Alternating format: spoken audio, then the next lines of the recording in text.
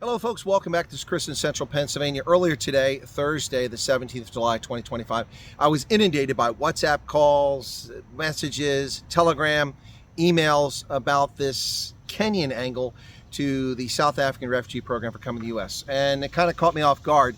It all stems from a post on Twitter or X by the Amerikaners, a group that's trying to help South Africans make their way to the U.S. and help them acclimate and get settled over here. So this kind of caught me off guard. No one informed me of this. I was unaware of it. And so I had to look into it. I told a few people I couldn't possibly answer the hundreds of messages I had. I said, please watch my content. I spoke about it earlier and I had very little information to go off, so I gave analysis. And again, I said I had no reason not to believe what the Amerikaners said, but I didn't have that information. So it took a little bit of work on my part to dig this out. And so that's where we're at now. I'm going to talk about this aspect of the program. And just right up front, let me allay your fears. It's legitimate. It is a legitimate non-government organization based here in the States, and Church World Services. And what's happening is legit, okay? But some of the terminology that some people are tossing around is not so legit. So let me talk about that. Also, let me explain a little bit about what's going on with the State Department, the Population, Refugee, and Resettlement Migration Bureau as well, and all the things happening with reduction of force that's really put the State Department on the back foot as they try to help South Africans apply for, go through this screening, go through the medical checks, the vetting checks for security, and then make their way to the United States. So this is what Sam Busa had to say on the Amerikaners website, on their Twitter account, I should say, earlier today. Over the past 2 days, I've received several emails from applicants who are unsure whether recent messages from a Kenyan organization called RSC Africa are legitimate or potentially fraudulent. We can confirm that RSC Africa is part of an active refugee program, and at this point, there is no reason for applicants to be concerned. So that's what they posted. A lot of people came to me and asked me to confirm this. Well, I wasn't able to confirm at the time because I was unaware of this. No one made this information available to me. No one contacted me. But in the meantime, I have been able to do it. In fact, my first thing before I went live with my news earlier today was to look at the Church World Services because I'm not familiar with them. They are, in fact, a legitimate non-government organization who's been involved in refugee resettlement for decades. In fact, their efforts predate the Immigration Nationality Act of 1980, which is the major legislation that brings refugees to the United States today. Church World Services says they stand for welcome today, just like they did nearly 8 decades ago when they first started. When the Refugee Act of 1980 passed, we'd already resettled 350,000 refugees in communities across the United States. Today, they claim that figure is 865,000. That's pretty impressive given the United States has resettled 3.1 million refugees since the Immigration Nationality Act of 1980. That would mean they've handled a fair portion of that. The Church World Services operated Resettlement Support Center Africa, the RSC Africa, guides all U.S.-bound refugees from sub-Saharan Africa through the long resettlement process and prepares them for their new lives in the United States through specialized cultural orientation and English language programming. What I can also tell you is that some people received a link for this company, and through my case website, the refugee case number and password is what you need to get into it. And you won't get that until you have a refugee case. You've been screened, vetted, and then you become a refugee, and you have that. So it's not really of much value to you right now, but it would be later on. The U.S. Refugee Admissions Program that RSC Africa works on is operated by Church World Services, part of a cooperative agreement with the U.S. Department of State. And so what I can say to you folks is it's legit, and these folks are in Kenya, and the Kenyan country code, if I recall, is 254. So if you get a phone call from Kenya, I wouldn't ignore it. It says they handle all refugees. Well, that's news to me. I was unaware that they handle all refugees, particularly an in-country refugee resettlement program. But the reason why the State Department would hand this off is because they're short on personnel.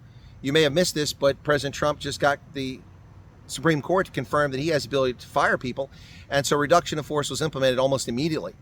And as a consequence, State Department lost an awful lot of people. You may have seen them leaving sad faces. Unfortunately, a lot of people give virtually no notice that they're redundant, no longer needed. So a lot of people who are handling issues like this in the State Department back in the States have just been let go. They've been made redundant. And so there's another personnel shortage. So it's not uncommon for, as I said, here in the States, for people to be resettled. These guys would handle that.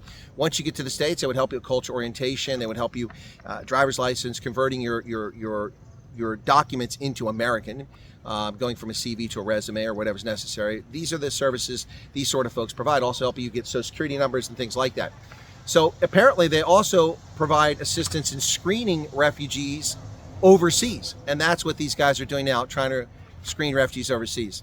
So don't lose any sleep, folks, over this. If you get a call from someone in Kenya, it's probably legitimate, from the Church World Services and their extension service that works in Africa, RSC Africa.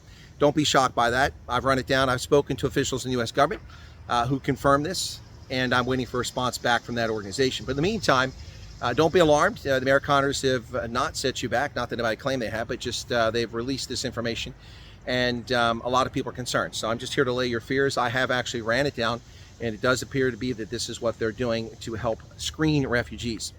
And also for folks who are, I applied on the 12th with a statement of interest, or I put the PRM email in, but so-and-so came and went. Folks, there's no rhyme or reason how they're doing this. As far as we know, they're taking them at random. It's not because you have been abused. That's not giving you a special spot in the queue. You're no more special than anybody else. They're handling them as they can. And understand the State Department's under a lot of pressure. As I've said previously, there's no budget for this program. It wasn't projected. It wasn't planned in the budget. And when the president suspended the refugee program across the board around the world because of widespread fraud by the Biden regime, that money was no longer available. So they had to rob Peter to pay Paul to move people around. Also, as I suspected, and it believes to be the case, we are actually paying to move these people over, which is not normally how it's done. So that adds additional cost. It's at least $1,500, maybe $2,000 per refugee coming over. Family of 5, it's going to cost us as much as $10,000. That's a big expense when you're moving hundreds and thousands of people. So keep that in mind. So hang in there. Don't get too excited. This is legit. It's actually happening. And these are real emails and real phone calls. Answer the questions as best you can. And when you called in for medical, and when you're asked to sign a release to let people do a background investigation on you, do it. And before you know it, it'll happen for you, most likely. I had a viewer in today who said, yeah, no, my neighbor, he put a request in after me, and he's gone. He disappeared 2 weeks ago. Did mine May 12th. He did his. He's already gone. Sold his bottle shop, and he's gone. It's closed. Already in the States. And so people, because they don't have the indicators they think they should be getting, well, we haven't heard about charter flights. There aren't charter flights, folks. As I said from the outset, you're most likely to come here on a commercial aviation flight. And you'll be greeted by State Department people or an NGO at the airport, get you through customs immigrations. Once you've gotten through that side, they'll greet you, and then they'll make sure you get on your flight to your destination after collecting your bags. You move on to your ultimate destination, where you'll be received by a refugee case officer who will work with you and your family, if you have one, to get you settled. It's as simple as that. People are coming over here virtually every day from South Africa. But because it's not reported by the news, because they don't know who the refugees are, some of you all think it's not happening. And you know what? If you want to have that cognitive dissonance and you don't want to believe because you can't taste it and touch it, that's your prerogative. But I can assure you that people have come over here. I'm in touch with many people who've arrived in the States who went through this process and they weren't in the original 59ers. Okay? So just hang in there. And I just want to let you know that I've confirmed what the Amerikaners reported. Not that I need to confirm it, but so many people contacted me and asked for my view, so I followed through. So there you go. That's the situation. A company in Kenya that's a subsidiary or a portion of a company based in Indiana that has been doing this for decades is in fact helping screen refugees, making the calls, getting information, setting appointments up, and then also, I believe, will be booking your flights when you leave. So there it is, folks. Nothing nefarious going on. It's legit, just more progress. Bear in mind that these guys are working overtime. The State Department truly is working overtime to help South Africans, white, colored, Indian, suffering unjust racial discrimination, to get the hell out of Dodge. Now, again, I'm not encouraging anybody to leave South Africa. I'm also not discouraging anybody to leave South Africa. I'm just telling you like it is. I don't have a dog in the fight here. You decide what you want to believe. But that's the truth. Cheers.